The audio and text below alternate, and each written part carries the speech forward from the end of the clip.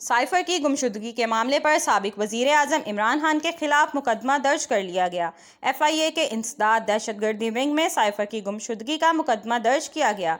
इंसदाद दहशतगर्दी विंग में तैनात DIG लेवल के अफसरान इंक्वायरी कर रहे हैं। इमरान खान ने इंटरव्यू के दौरान साइफर की गुमशुदगी का तस्करा किया था।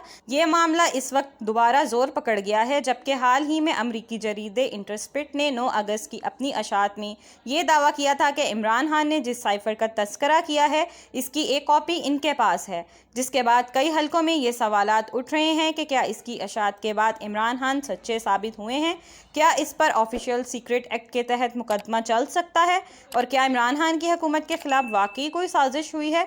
साबिक वजीर आजम शहबाज शरीफ ने इंटरव्यू के दौरान कहा था कि हमारे लिए किसी गैर मुल्की इशारे पर हुकूमत बनने से बेहतर है मर जाना।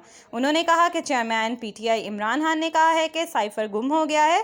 अगर साइफर गुम हो गया था तो फिर शाया कैसे हो गया, साइफर गुम कैसे हुआ, छप कैसे गया, इसकी इंक्वायरी होनी चाहिए। वजीर आजम साइफर की कॉपी पढ़ सकता है लेकिन साथ नहीं ले जा सकता। Chairman PTI Imran Khan cipher साथ लेकर गए, जो बहुत बड़ा जुर्म है। वाज़ेह रहे कि इमरान खान ने इक़्तिदार से निकलने से पहले अवामी जलसों में ये इंकशाफ किया था कि अमरीका ने इनको इक़्तिदार से निकालने की एक साजिश तैयार की थी।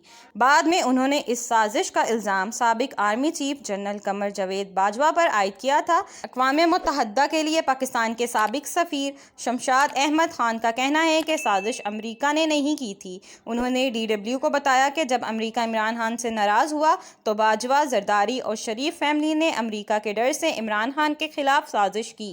प्लीज़ हमारी वीडियोस को लाइक कीजिएगा, चैनल सब्सक्राइब कीजिएगा और बेल आइकन को क्लिक करना मत भूलिएगा ताकि मज़ीद मालूमात का सिलसिला आप तक जारी रहे।